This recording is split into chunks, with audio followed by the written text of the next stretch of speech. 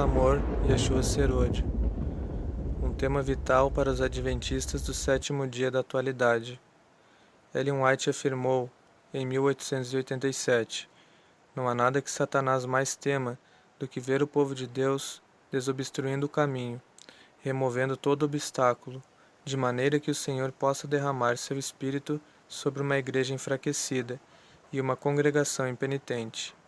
Assim como Satanás não pode cerrar as janelas do céu e impedir que a chuva caia sobre a terra, tampouco pode impedir que uma chuva de bênçãos desça sobre o povo de Deus.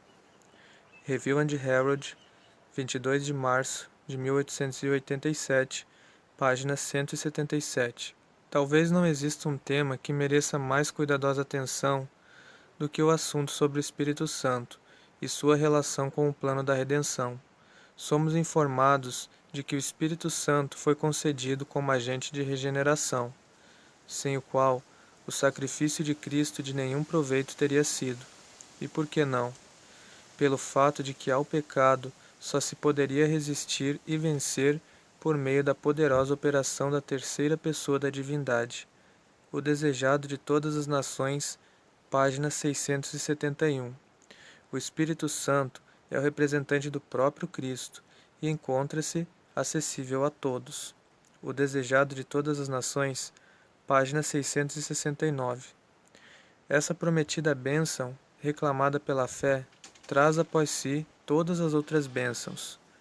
O desejado de todas as nações, página 672.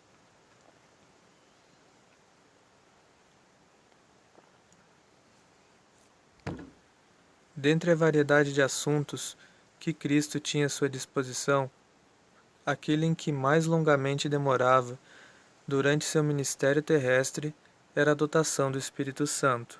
Mensagens Escolhidas, volume 1, página 156. Durante os últimos 150 anos, os adventistas do sétimo dia têm dado muita atenção ao tema do Espírito Santo. No índice aos escritos de Ellen White, há 30 páginas de referências sobre o tópico do Espírito Santo. Muitos livros denominacionais já foram escritos no decorrer dos anos sobre o assunto, todos com a intenção de apresentar com mais clareza a obra do Espírito Santo e a necessidade que temos de sua presença em nossa vida.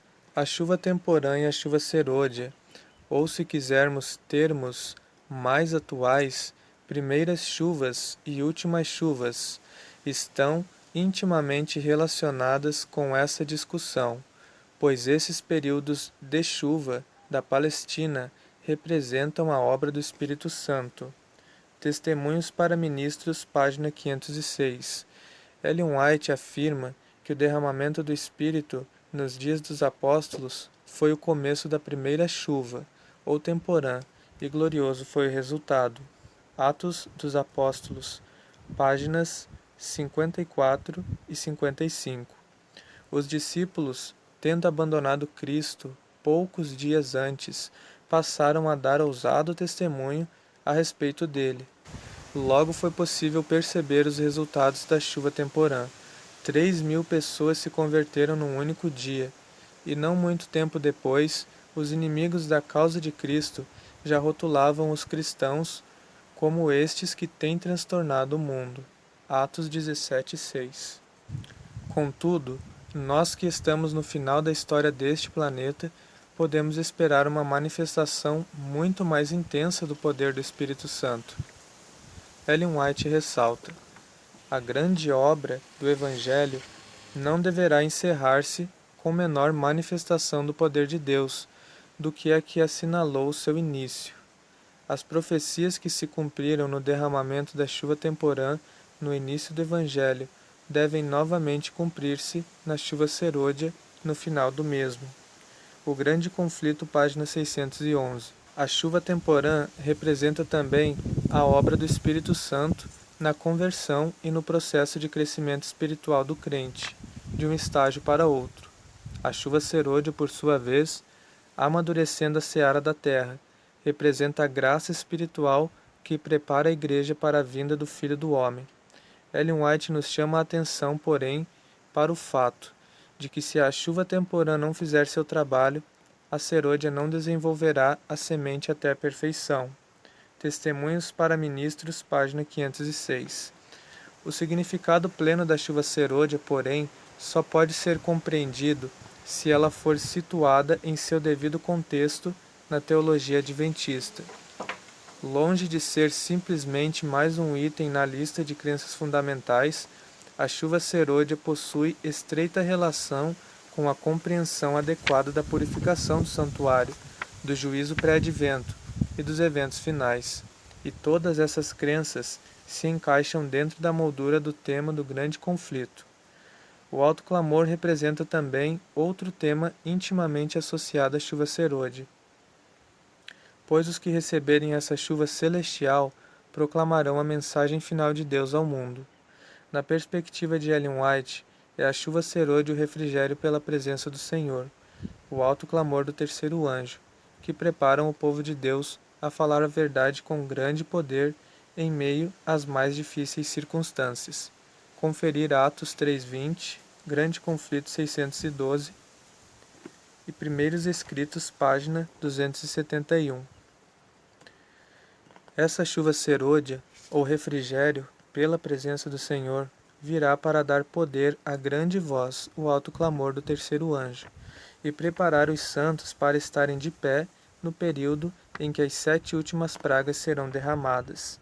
Primeiros Escritos, páginas 85 e 86. Ellen White declara que a última mensagem de graça a ser dada ao mundo é uma revelação do caráter de amor do nosso Deus. Parábolas de Jesus, página 226. Nota: Jerry Fineman apresenta pontos de vista muito interessantes a respeito da conexão sobre a chuva serôdia e o alto clamor em 2 artigos sequenciais intitulados A chuva serôdia é a mensagem de Cristo e sua justiça. Fim da nota. A mensagem da justiça de Cristo, que há de soar desde uma até outra extremidade da terra.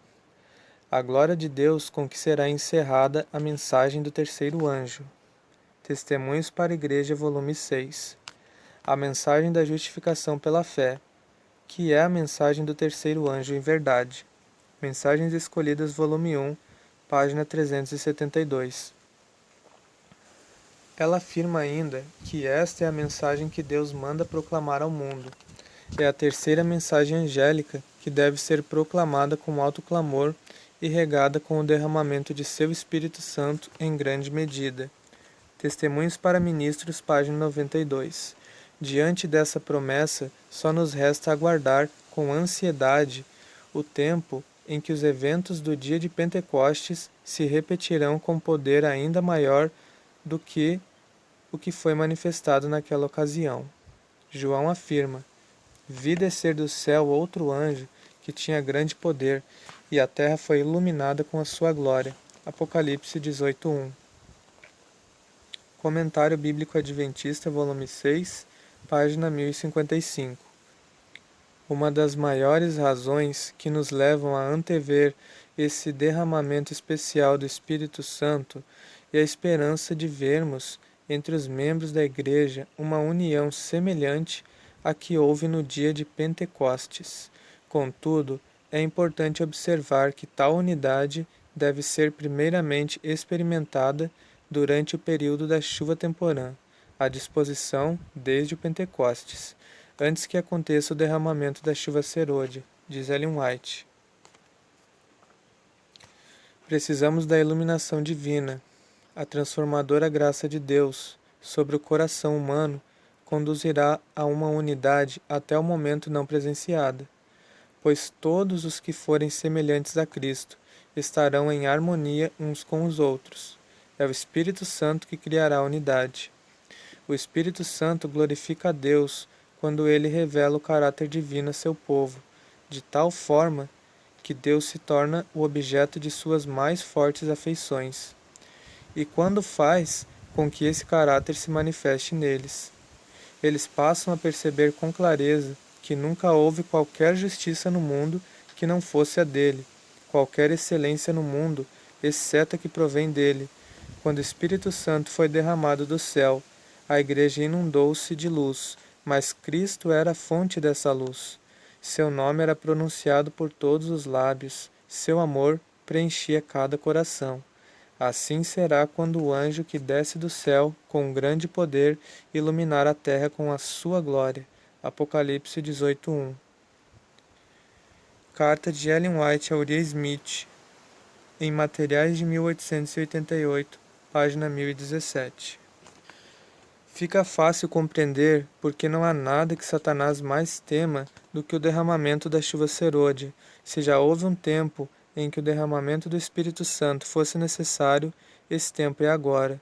Todos deveríamos estar individualmente orando pela experiência da chuva temporã e pela unidade que se criará entre nós, a qual nos preparará para o derramamento da chuva serôdia. Este é o único meio que nos permitirá ter uma voz unificada, por meio da qual o alto clamor possa ser proclamado.